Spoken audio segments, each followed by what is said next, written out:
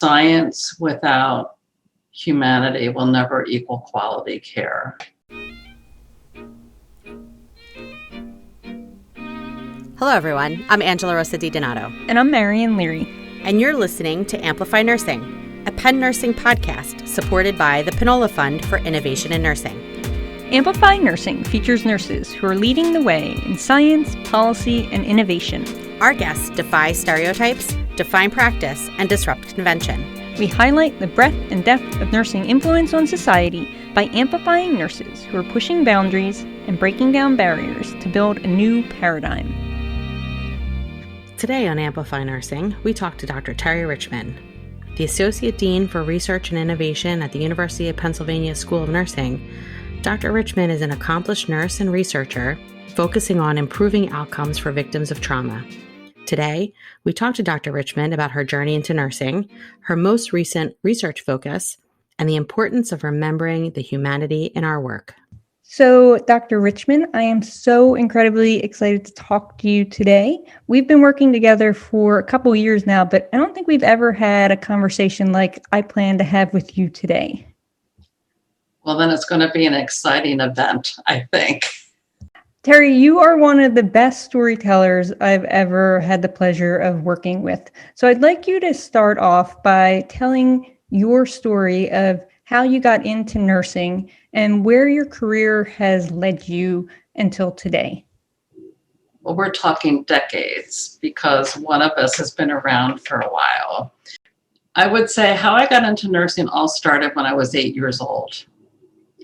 So it's a long story, but I'll make it short. When I was 8, I had a viral infection. I was given some baby aspirin, and I went to bed, and I didn't wake up. So I had a post-viral encephalopathy.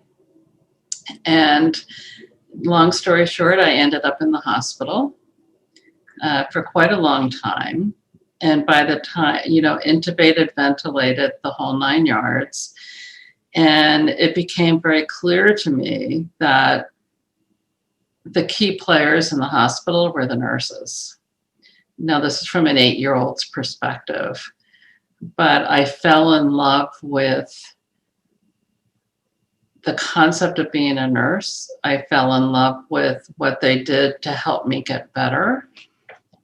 I decided at that point in time, I was going to be a nurse, and I never wavered and I never looked back. So what was that concept of being a nurse that you fell in love with? That's a really good question. Now that I'm not 8 years old anymore, I think it was the fact that it was a group of people who made a human connection with me at a time that I was really vulnerable in an environment I didn't understand, having things done to me that were not appealing to an 8-year-old. And the nurses made it okay. So it was the human connection in making me feel like a human being as an 8-year-old. It made me believe that I could get better. And how has that experience affected the way that you not only practice as a nurse, but practice as a human being? Probably in everything I do. And it's grown and developed over time. I mean, I'm a scientist and I believe in data and I understand science, and nursing is a scientific discipline. But I think science without humanity will never equal quality care. So that even I'm a critical care nurse, trauma nurse by background, and even in the most intense environments, we're taking care of people at the most vulnerable times of their lives. We hold people's lives in the palm of our hands, and that's precious.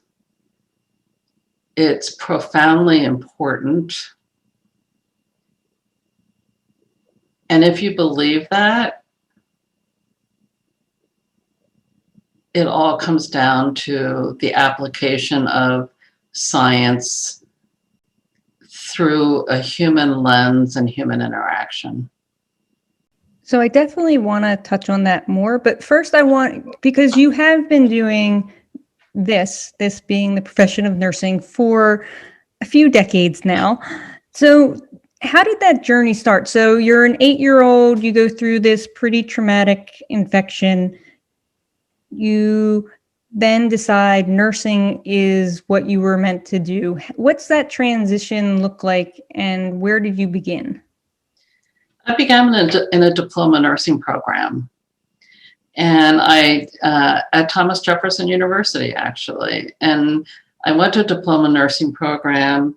I would say it was in the 70s, sort of towards the end of diploma nursing programs. But I did it because it was cheap, and I didn't have money, and I had 3 jobs the whole time I was in the diploma nursing program. But I loved it. I engaged with people. I learned a lot. It was formative for me. And as soon as I got out, and I could afford it. And when I graduated, I moved to Newark, Delaware, and immediately continued for my bachelor's degree. And I worked as a med-surg nurse, evening and night shift at Union Hospital, Cecil County, which at that point was sort of a rural little community hospital, and worked through that. And then I finished my bachelor's and I moved to Washington, D.C. I was on a Southern trajectory with the intent of getting my master's, which I did at the Catholic University of America.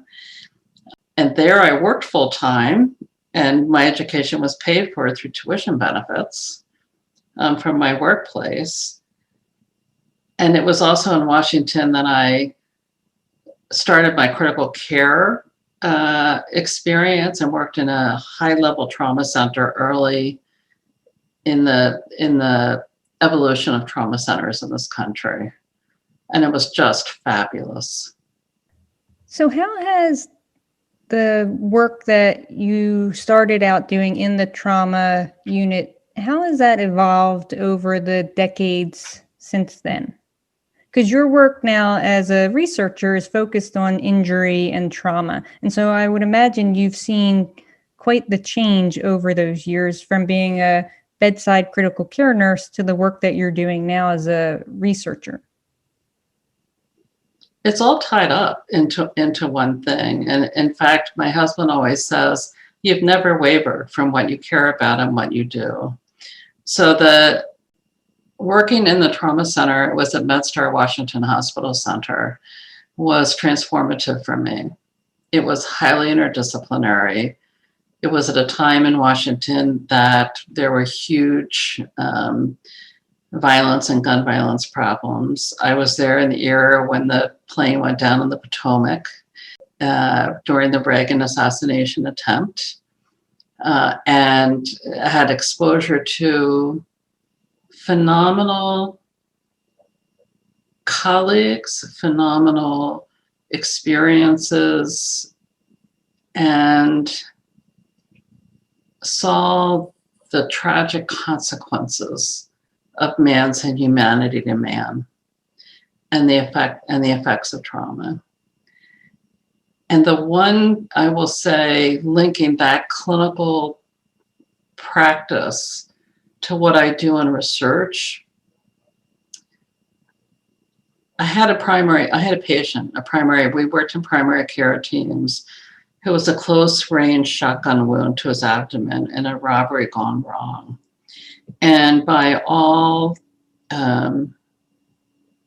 accounts, he should not have survived that. So, I mean, he had just a really terrible, terrible injury, but he did survive it. And he was with us for a long time in the ICU. He was in the hospital for a long time. And he went home, and we were all patting ourselves on the back. We are so good. Like, we did such a good job. And he came back, I would say, within a month into the unit and was yelling at us. And and it was like, we're thinking, oh, he's going to say thank you. And you saved our life and you're so good. And instead he was yelling at us. And what he said was, you saved my life, but I am not healed. And it was like, whoa. And that was transformative for me. It was like, at that point in my career, I didn't really think about what happened beyond the critical care magic doors that open, let alone what happened when people went home from the hospital. And he made me sit back and say, what the heck happens to people after they've had such a catastrophic injury? Because he said, my family doesn't understand what I went through. My community doesn't understand. My friends don't understand. There's nobody I can talk to. I survived, but I'm not recovered. And at that point, the science was all about, do trauma centers save lives? Well, yeah, they do. I can say that. They do. We know that. But nobody really was looking at, so for people who survive these injuries, what happens and how do they recover and what drives that? So my research focus on the recovery component of my research and my clinical practice early on, it's a total continuous pathway. So let's answer his question. What does happen to these patients when they go home or when they're out of the hospital? It varies. So I decided to focus on, even though I had worked, then I worked in neurotrauma, but I decided to focus on general trauma patients. So not bad brain injuries, not spinal cord injuries, but just car crash, gunshot wounds, etc., where your brain is still intact and you're not paralyzed. And really, people thought, we sent you home and you do fine. And yes, your bones are going to heal, but life will be fine. And the reality is it's not. It takes people quite a while to recover. And it obviously varies. There's individual variations. But I think what the first thing I found, which was really important, was it's not all, physical recovery is important, but it's not the whole story. And the whole story is psychologically what happens to people when they've been through an event that is life-threatening, that can be horrific, that 1 minute you're fine and the next minute you're not. So what I found is the psychological fallout of the injury is just as bad and in many ways worse than the physical damage from an injury. And that's critically important to know. And when I first started looking, I was looking at post-traumatic stress disorder.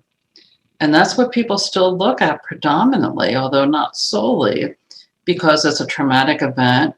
You must have post-traumatic stress. But what I found was, yes, post-traumatic stress is a player, but in a study where I followed people for 2.5 years after injury and just did qualitative interviews. Well, I actually did both surveys and qualitative interviews, but I talked to 63 people 2.5 years after injury. And at the end of the interview, I said, is there anything you think I need to know that I haven't asked? Like, what's important to you that you haven't told me? What do we need to know to help better care for people? And the big thing that we didn't find, I didn't see, because I didn't assess for, was the overwhelming sense of depression. To the point where people would say, I can't get out of bed in the morning. Or I thought about killing myself. Or I'm just so sad.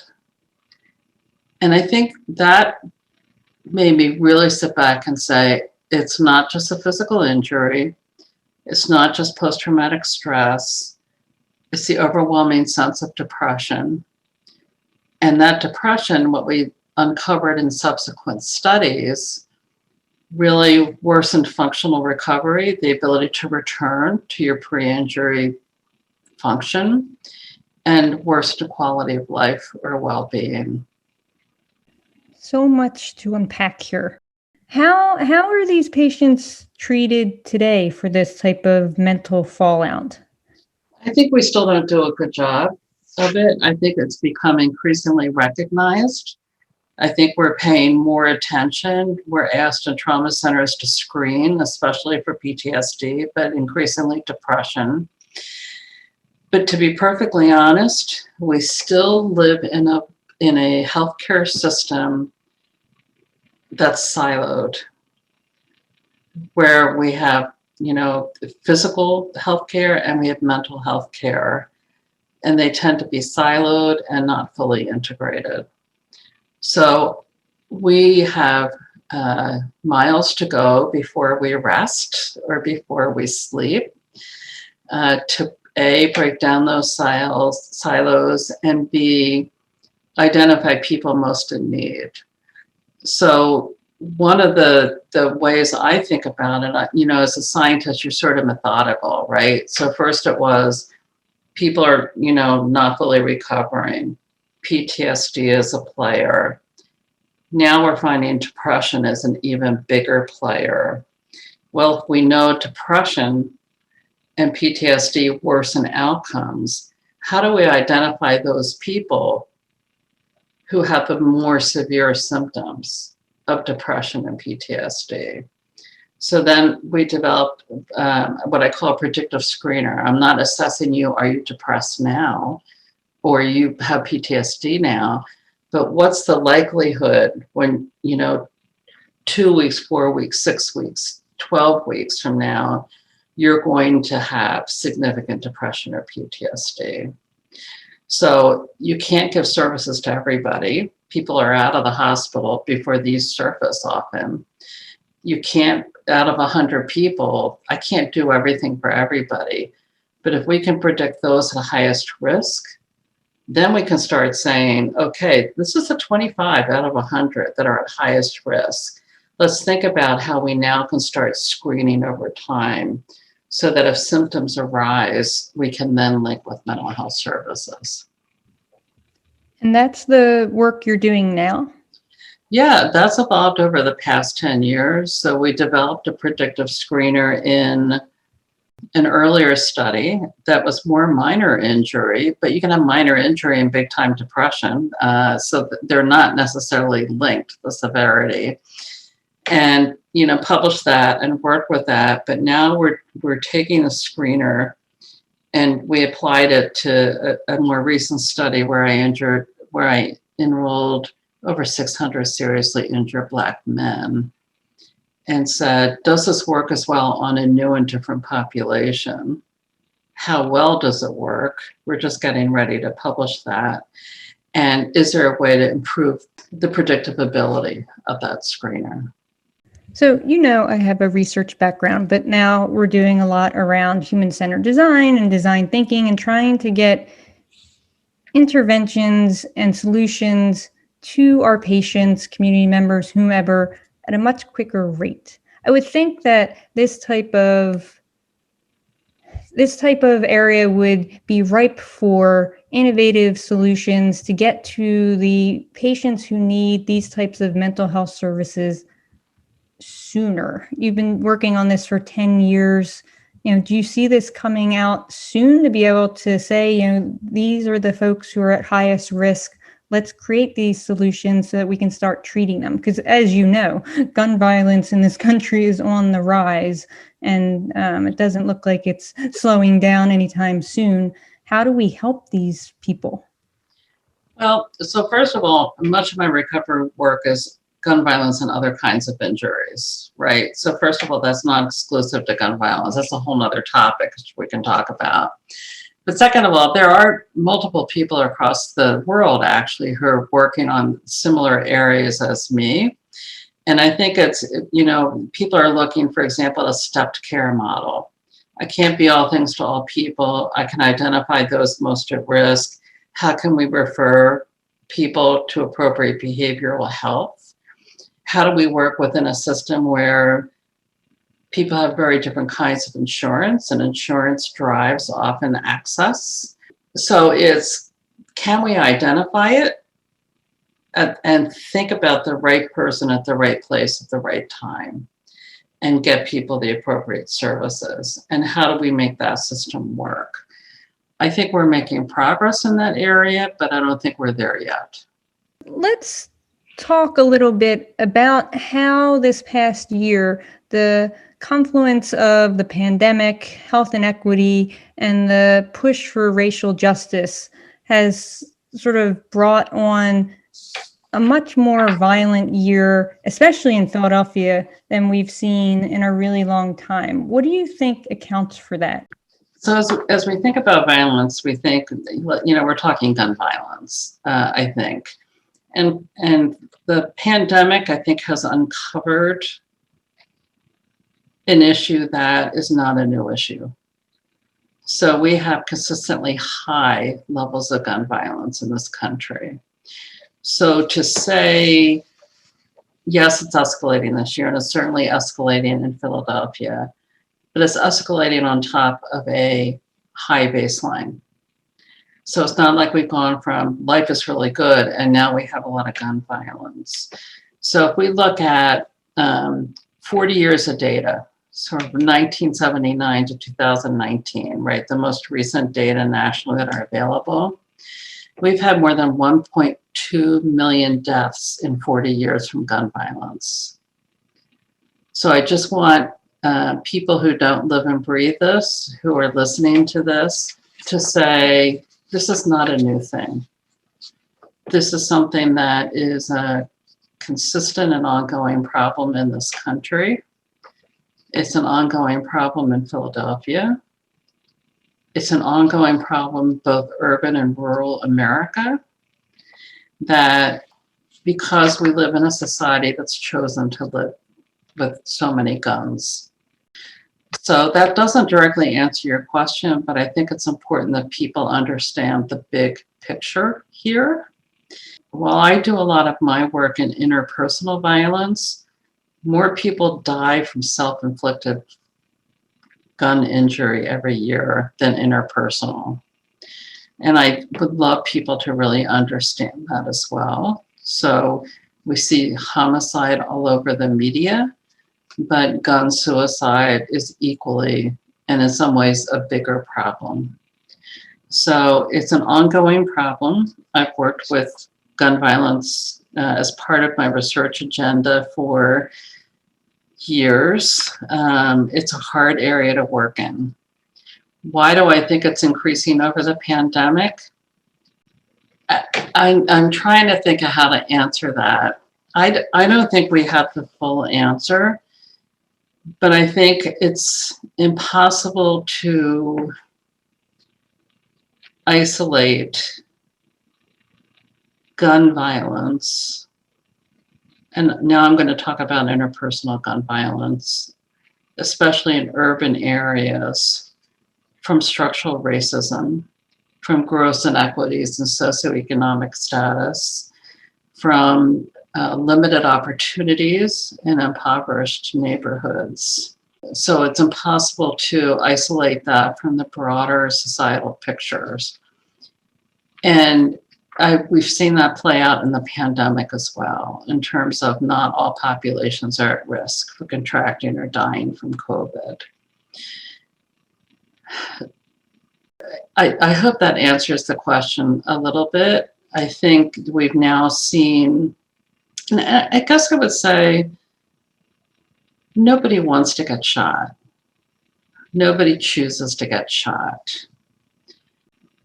But many people live, I'll tell you, I don't know if this is a story, but I'll tell you a wake up moment that I had. So people can't see me, but I'm a white woman with white hair, right? So I'm aging myself and I'm classifying myself. And then I would say who came from a lower middle class suburban community.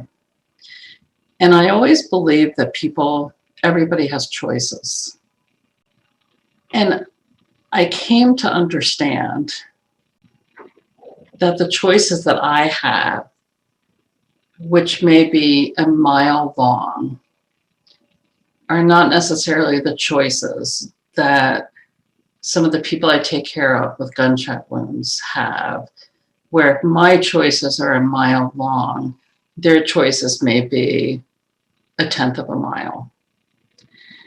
And so when I came to believe that sometimes I'm making the best choice I can make within the confines of what the array of choices are. And the array of choices for some are very narrow, and the array of choices for others are very wide. And this is going back to my why nursing and sort of humanity and human connection. We need to understand that, because I think it helps us reboot the world we live in and ways to think about gun violence as a societal problem. We hope you're enjoying this episode, and we'll be back with more in a few minutes after this quick break. People should read Penn Nursing magazine if they care about nursing, if they care about healthcare, if they want to know the types of things that you can do with a nursing degree. My name is Sasha Degas, and I'm the Associate Director of Marketing and Content Strategy and the editor of Penn Nursing Magazine at the University of Pennsylvania School of Nursing. Penn Nursing Magazine is a flagship publication for the School of Nursing, and we publish twice a year in the spring and the fall. We're kind of loosely calling this our social justice issue. We really looked at, a whole range of things. Our feature packages 3 stories and covers everything from the research on trauma and vulnerable populations, as well as the ways in which our undergraduates rallied around the 2020 census and elections. It's been interesting to see the scope of what social justice can actually be and how it relates to nursing. And I think that the feature does a really good job of unpacking some of that. If you want to read the Penn Nursing Magazine, you can go to nursing.upenn.edu. You'll want to go to our News and Events tab, and under there it's School Publications. You can either click there and read it digitally and sign up to receive it in the mail. You recently wrote an op-ed in The Hill. Can you talk a little bit about that? I've written op-eds before, and I tend not to write them often, but sometimes things just present their opportunity.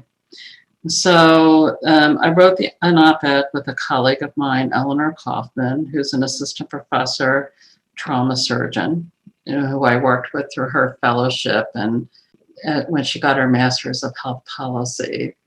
And when President Biden came out with, we have to address gun violence after one of the continual mass shootings, and we have to address gun violence. And this is what I'm going to do today. And this is how that's going to happen. And good for him. He did, good for him. It was things he could do by executive order. It was things that he could do within the administrative branch. It was things that could be done that did not infringe on Second Amendment rights. And while he said in the opening of his comments, if you listen to his press conference, he identified gun violence as a public health issue. The solutions were all within the criminal justice arena. And that's not bad, but it's not sufficient. So what he did was excellent, fund evidence-based interventions for the Department of Justice. He had multiple things that he suggested doing, all of which are doable with a timeline. But as a nurse, I care about gun violence because it injures and kills people. And what my life is all about is how do you keep individuals, families, and communities safe. And criminal justice is one approach, but it's inadequate if it's the only approach. So we wrote the op-ed to say, good job, but not enough. And I think, I forget what we called it, why President Biden's approach to gun violence isn't enough. I forget what it was called.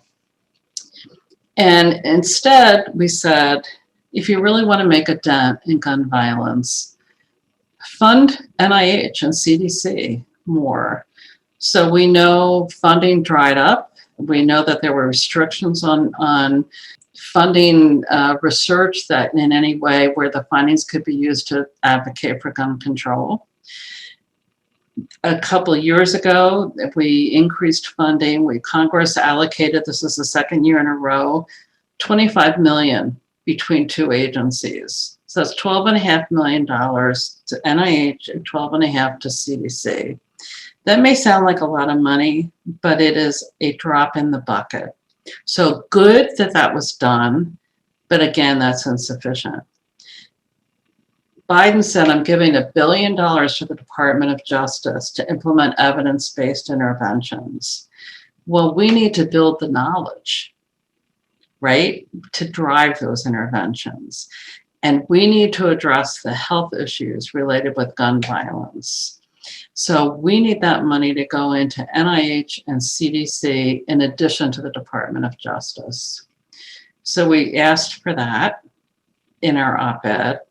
We asked to remove the restrictions that restrict researchers to have access to data, to firearm background checks that have to, I won't go into the details, but trust me that there's restrictions. So we argued we have to go further. It's a health problem. If you think about it, my background is trauma resuscitation, critical care. When you're shot, you come into a hospital. Just like when you have a heart attack, you come into the hospital. And, that makes it a health problem. So we have to address that. The other point we made in the op-ed was we have a model. And we need to understand this because in 1936, I was not alive then, I will just say that. In 1936, President Roosevelt, FDR, on January 1st, wrote a piece in Reader's Digest. I think Reader's Digest was sort of like the Twitter of although with more characters, but was the Twitter of the 1930s. Everybody read Reader's Digest. And in that, he called the nation to take action, and to take action against car crashes that were killing Americans, that it was a huge public health issue. And he said, I'm calling you to action. We need to decrease death by car. This is what we need to do.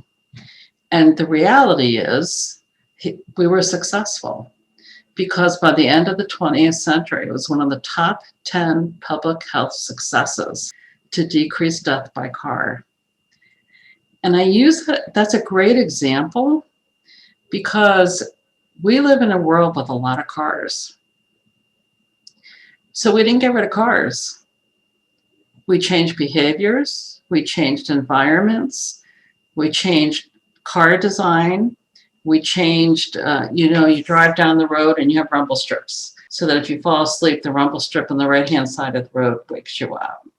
So we took a multifaceted approach to decrease death by car.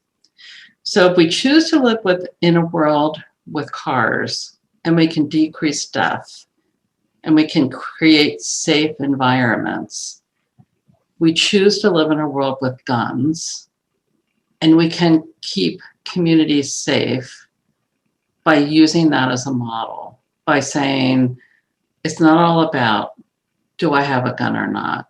It's about behavior, it's about environment, it's about design.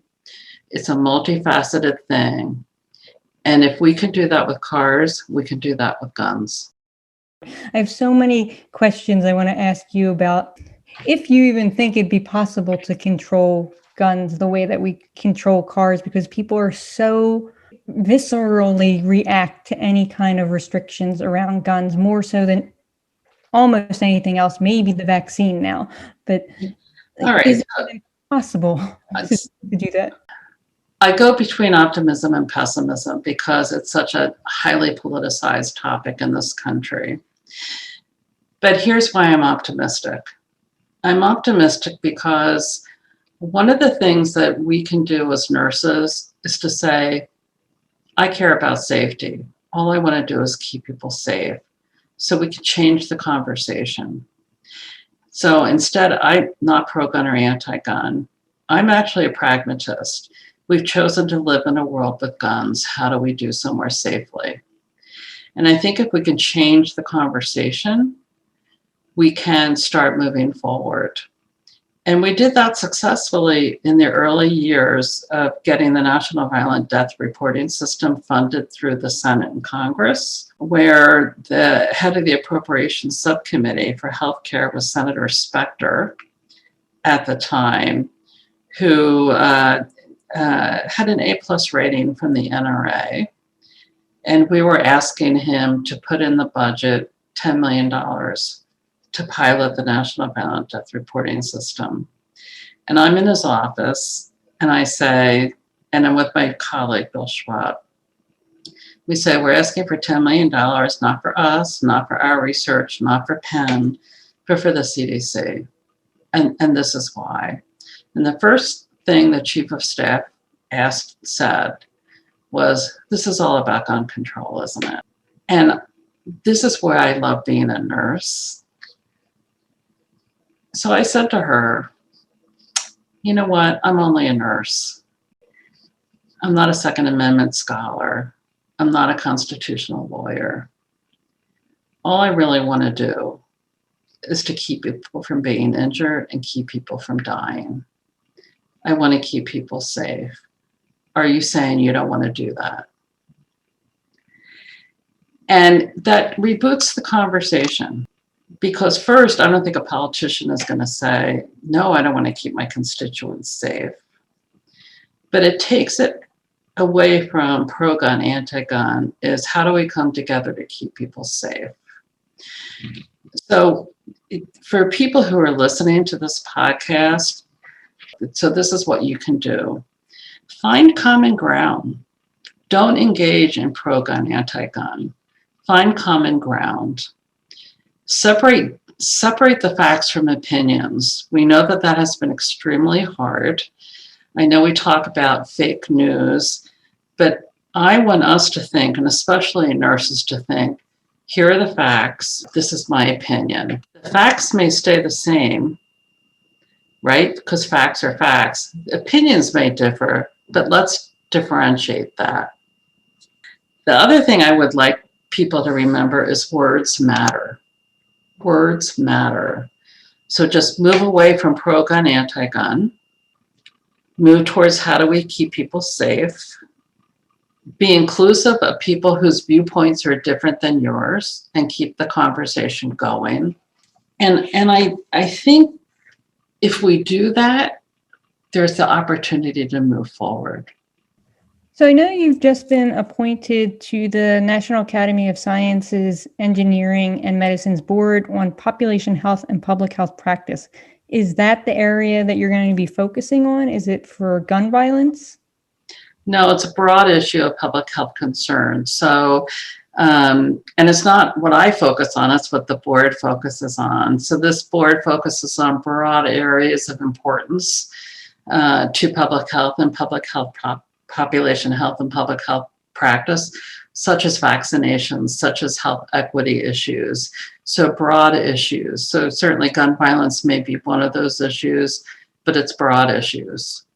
Well, congratulations, and I'm glad there's a nurse on that board. I think there's 2 nurses on it. I haven't met yet with the group, but there's 2 nurses. That's great. There should be even more.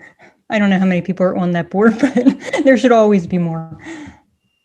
Okay, so let's end the podcast on a lighter note. So you have been a very big champion of helping Penn Nursing, and I would say the nursing profession in general, move towards nurse-led innovation in a variety of ways. Can you talk about why years ago you saw this as a space that nurses should be leading in? The short, easy answer is I think nurses should be at the forefront of everything. So let me just say that. A slightly deeper answer is, I was decades as a clinician working with really difficult clinical situations and saw every day how creative nurses were and every day how we had to solve problems. So, when everybody's there 9 to 5, Monday through Friday, is very different than 3 o'clock in the morning on a Friday night or a Saturday night or a Sunday night where you need to figure it out. So I saw really creative solutions. When I took this position as Associate Dean for Research and Innovation, I actually said in my interview for this position, I have the research thing nailed, but I really don't know anything about innovation. So I'm just being, truth in advertising here. I probably did, but I didn't. And it was interesting as I talked to people, people defined innovation differently. So is it technology? Is it tech transfer? Is it intellectual property? Is it creativity? Is it identifying problems that people live with and then trying to design and solve them? So, once I figured out that it's all of the above, but I think the sweet spot for us is, as nurses, I'm going back to the human connection. Is once you get the human connection, once you see problems through other people's eyes and understand what they live with, then it's like, okay, how can we come together and design solutions? So that's one thing. We had a board of advisors at Penn Nursing who really got innovation. A lot came from the business world, and it was like, what are we doing? And you can't talk about innovation at Penn Nursing without talking about our board of advisors. And then the third thing is Marion Leary showed up, who lives and breathes innovation. So it's finding the right people with the right mindset, the willingness to, I wouldn't say take chances, but to move forward and not be fearful to move forward and course correct, as we do it. I think all of that is what is making us successful in that innovation space. Where do you see innovation going in the field of nursing? Do you think it's just a fad, or do you think that this is something that really curriculum should be focusing on at all levels, undergrad through doctoral level programs? I don't think it's just a fad. I think the term innovation is widely used and overused probably, and is sort of the word of the day. But that's a word. That's not the mindset. I can't project a future in nursing where, if I leave the word innovation out, where nurses aren't committed to figuring out the problems, really understanding the problems, being willing to say, I'm going to figure out how to solve it and move that forward and just keep working at it and course correcting as I'm solving that problem. I can't imagine a future in nursing without that. Whether we call it innovation or creativity or purplicious or whatever we call it, that's who nurses are. And I think the critical aspect of having it in curriculum for nurses is we want, just like I think about sort of the rigorous systematic approach to research, we want a different but equally rigorous and systematic approach to innovation so that it's not just the one-off, so that we can solve something, we can scale it up, and we can sustain it over time. And that's an important piece of the toolbox that needs to be filled for nurses. Well, Dr. Terry Richmond, it was an honor talking with you today. For full disclosure, everyone, Terry is my boss, and I love working with her. It is so much fun, a lot of joy, and a lot of innovation happens through our work. So I really appreciate it. And this was just an incredible conversation. So thank you. Well, this was fun. I love doing this and love talking about things we care about. Hello, Marion. Hello, Angela. How's it going? Amazing. How are you? I am good. I really enjoyed my conversation with my colleague and boss, Dr. Terry Richmond, who is just doing phenomenal work in trauma and gun violence research. Yes, I really, really enjoyed this conversation. As you said, Terry is a phenomenal storyteller. And I felt like her perspective into nursing and how she came to be doing what she's doing now had such a great flow to it. And as a trauma nurse, listening to her talk about how when she worked in trauma and she started to get curious about what happens outside and what happens once patients leave her and, what kind of support were they not getting? That was something that when I was a trauma nurse, it didn't occur to me, and I had the unfortunate experience. I worked in a trauma center that it was in a very impoverished part of the city. And we would often have people that would come back to us after traumatic events, and I was always kind of like, wow, we patched them up. They suffered this huge catastrophic event and we put them back together and back out into the world. And instead of starting over and doing something different, they're doing the same thing all over again. And having her talk about her experience and acknowledging the fact that there are so many different opportunities out there that other people, especially people of color, especially people in impoverished neighborhoods, don't have. Yeah, and Terry talks about that really well, right? Like the privileges that different populations have, different people have, and choices aren't always the same. And so as practitioners, we need to really understand that. We've had this conversation, right? Patients are patients for a small period of time, and that's exactly what she's talking about, right? And then they leave the hospital and they go out into their world, and we have to consider what else is going on, that holistic human-centered view of their lives, because they will then, like you were saying, come back. Because if we don't help them heal in all of those different ways, physically, mentally, socially, then they will, people will then keep coming back. And we have to figure out as a healthcare system how to heal them in that way. Yeah, I totally agree. Especially when you're talking about trauma, it's not just that physical piece of it. There's so much that goes on. And I don't think that our healthcare system set up as it is equipped to deal with it in a really effective way.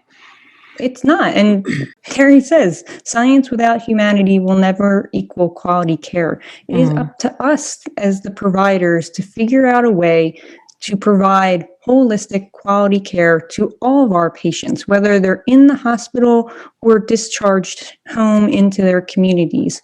How can we provide quality care that runs the entire gamut of their lives?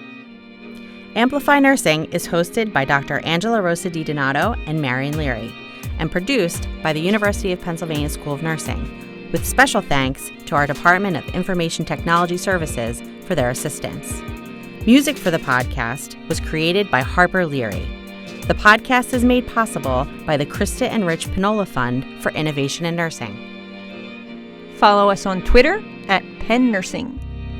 Until next time, keep pushing over, under, around, and through.